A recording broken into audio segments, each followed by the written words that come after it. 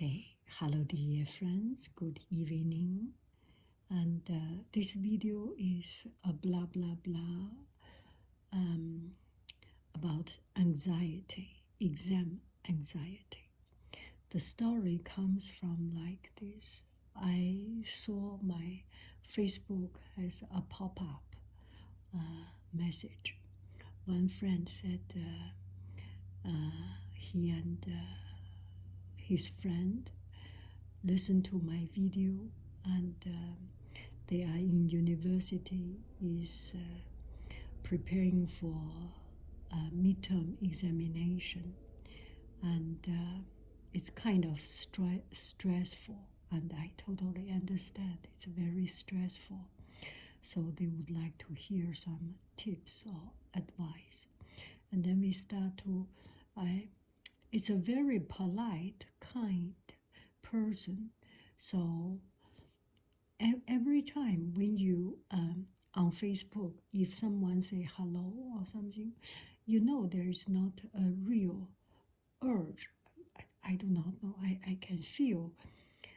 But this one, he wrote very sincerely, and I know it's an honor that someone care about my voice, my words. So we start to chat a little bit, and we get to know each other a little bit. So I would like to make this video about this anxiety, and particularly today I do have my own stress and anxiety or stress, not coming from examination but other things in life. In our life, in our work, in our relationship, there are always problems, and there are always challenges, and there are always things that stress us out and make us frustrate, make us worry. At this time, the first thing, the feeling of get inside this dark tunnel is very intimidating. We should have this ability, or before we lose this ability of self-reflection and soak ourselves or immerse ourselves or inundate ourselves with this self-intimidation, we should wake up. A lot of time, things will happen, and things happens in its own term, in its own course. We cannot change. And if we think about the severity of the matter, severe, if we think about the problem of this matter and the final result of this matter, or the horrible outcome of this matter, we get into a vicious cycle, and we self-intimidate. So that is what we talk about, what I am talking about, the dark tunnel of self-intimidation. Here, the important word is self. We are scaring ourselves. We let fear compound with fear, worry compound with worry, and anxiety compound with anxiety, and all these negative feelings compounding each other, interwoven each other, and magnifying each other, and get get us into this little dark corner that we cannot move because we are so fear, we are so afraid, we are so intimidated, we are so feared, worried. That's the bad thing. Try to avoid it. When we talk about the negative facts and negative effects of this self-fear, now we need to move on to our next step.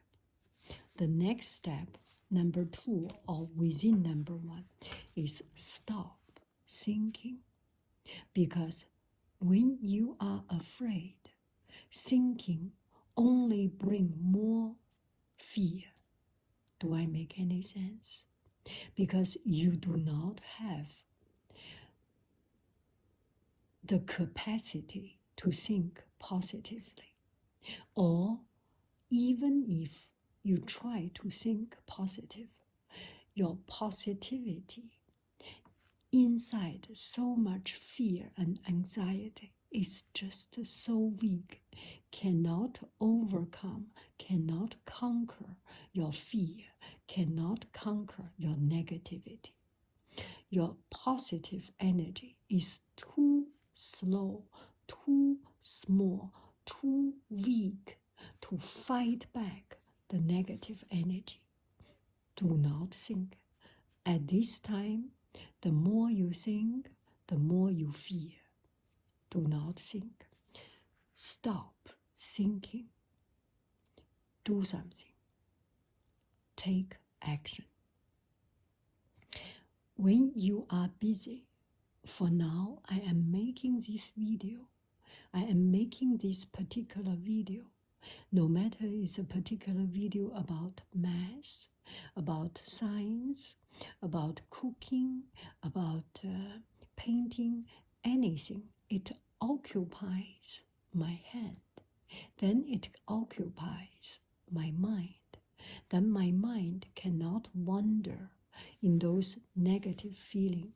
I can only think and focus on something, and that will help. So stop thinking, just do not think. Start doing things. Start do things that can help you, that can that can reduce the pain. Alleviate, is that the word? Alleviate, that can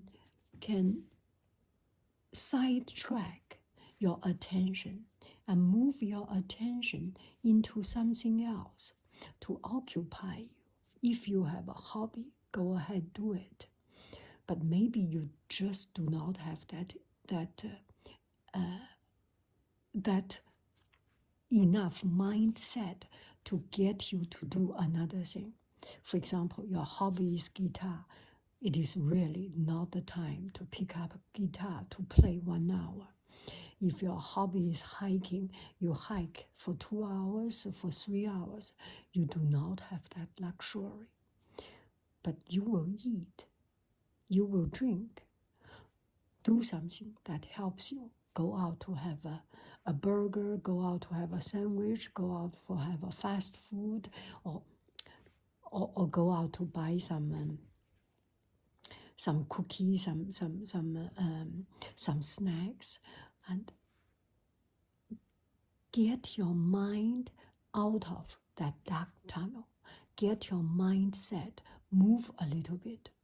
When you are in a quiet and still physical position, your brain will stagnate. Your brain will not move. The movement, the action will bring more positive energy. So start doing things. Do some fun things with limited time, with not just go over the board, some little fun, or not doing fun things. Just look at the book, review. As long as it helps you, do something. Stop thinking. Stop thinking about what question will come out, because I have been through examination. And before examination, what we do is try to think what the teacher will test you. In Chinese, we call it 押题, just a guess. If the teacher give you 20 questions, work particularly hard on 5 of them, because you know you guess this will be tested. That may help, but generally, every second of your time used in the right way will serve you, will pay you back. Any millimeter of effort, this measurement is not the right thing, any teeny tiny little bit of effort will come back to you. Maybe the question you prepared is not exactly what is going to be tested, but the knowledge in it, by knowing that set of knowledge, a comprehensive knowledge set, will definitely help you. Read your review book as a novel, as a fiction. Just read through it. The more your time spent on the subject, the more your effort will pay you back. So start to do something. The second thing, do something that helps. That includes reading, reviewing, doing the exercise, researching, and browsing internet with the relative keyword, math, algebra, economic function, economic formula, and wage, price, all these buzzwords. Search those, search image. It might be more interesting just by search image. Something visual can really help. That is one of my way of get a quick help. For example, I look for some math worksheet. I search for image, fraction math worksheet, bum, bum, bum, pop up a lot of image. And it's very visual and very quick. You can see immediately where you need to where you can get information and which you do not even need to see. Because English is not my language, if I choose, those English letters does not come to my mind as much as Chinese word. If I search Chinese word, maybe I can do some more reading, but English, it's just born this way. We are born this way. So search image, search something of your previous exercise with keyword, with the teacher's name, with the subject name. You know what keyword you are going to look for, right? So search online, relate it, and do something that helps. Include also something that make you physically prepared. Eat the food. Do not eat too much. Eat the right food. You are to this age. You know what really makes you feel happy, feel good, and not feel guilty. This is not the time you eat a huge meal and later on you regret, you cannot digest. You know what is your peak performance food. It's like the Olympian, they have their peak performance food, they have everything that they know what will deliver their best condition. That particular food, that particular brand of water, that particular meal, that particular packaging. Anyway, even if you have your superstition about a particular something that makes you good, use your ritual, your particular superstition that helps you, that make you to the best of yourself. Just do not overdo it everything, do everything with limitation. You have stopped the negative thinking. You have do the work, the review, the job you need to do. Now the third thing, nothing more you can do. Relax. When all you can do is done, when you have done everything within your ability, there is nothing more you can do. One thing more you can do is to relax, is to mentally, spiritually relax, and do not blame yourself. You already made your best effort. You do not have regret because your ability is there. I have my test review to students, and they prepare the week before, and at the time of test, still they are not doing 100% right. And sometimes myself, I prepare and I know what will be tested, and I prepared, but still at the time of test, I do not get it 100%. I still have my limitation because that is my number. Everything has a number. I got this from that rejection guy, and he said everything has a number.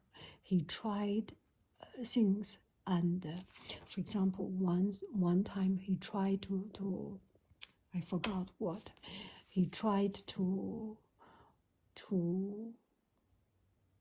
meet someone. Let's say he tried to meet someone, and that one was busy, was important, let's say a celebrity, and he asked one time, got refused by the agent, by the manager, and then he tried 2 times, and then he tried 3 times, 4 times, until he tried 11 times, 12 times, he got it. So everything has a number. My ability has a number. My ability is 95%. Your ability may be 99% or maybe 50%. That is your number. Be honest with your ability. Do not pursue to be 100% because that is not your number. There are people, they can do to 100%. Maybe they were born this way, that they have the ability and they make effort. Another thing, they made so much effort and they deserve that. If we made effort, we made our best effort, still we are not getting 100%, maybe because our number is not 100%. Do I make any sense here? You make your effort and you accept what is the consequence of your accumulation of your 20 years job, your 20 years life experience. The people who get 100%, maybe from kindergarten, from nursery, from pre-K, they already started to work so hard. And they start excel when they were 5 years old, 4 years old, 3 years old. That's their number. Let it be. I had fun when I was young. I made trouble when I was young. When other kids were studying hard, I was out skating. I was out playing with friends. I had my good time. Now I need to pay back, so I do not get 100%. That little bit percentage, missing percentage, was the fun I used to have when I was young. Make sense? Accept what is going to come your way. Do not blame yourself. You already made effort. And you may say, I made effort, but why my effort is not as good as my classmates' effort? So and so, he made effort, I made effort, he got so much higher. He's lucky. Or he has prepared much longer time than me. Do not be jealous. Do not compare with other people. Compare with yourself. Or do not even compare. Just accept. Now let's say the worst case scenario, you failed. So what?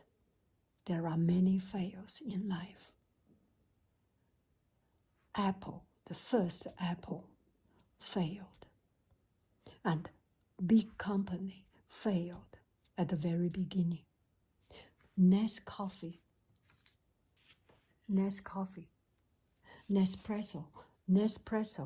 this coffee, they failed at the beginning. At the very last, before they start to think about stop production and terminate that project, one guy said, give me 1 week time or give me 1 month's time. Let me see if I can turn it over. And then they turned it over and changed. Now it becomes a big international company. Everything has a chance to change. If you fail, you will have a second chance to remake it. You can have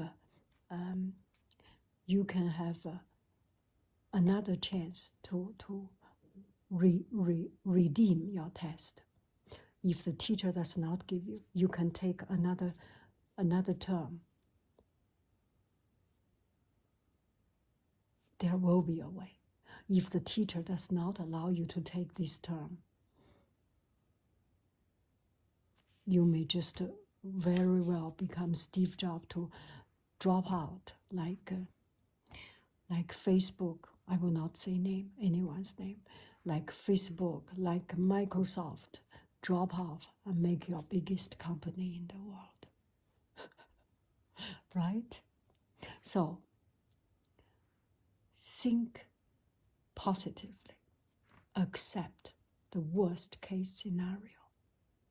As long as you do not die, as long as you see the light of tomorrow morning, you have hope. You can turn it around. There is not only one way in life, many ways.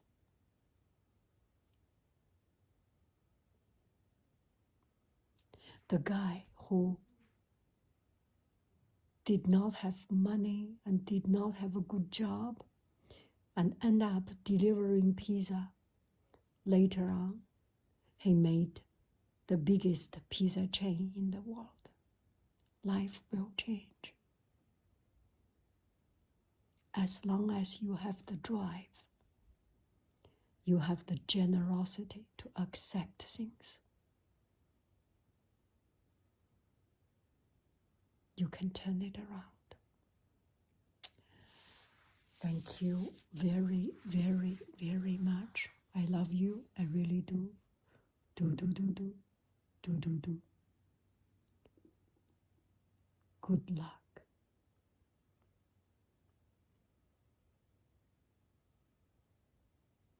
And you will have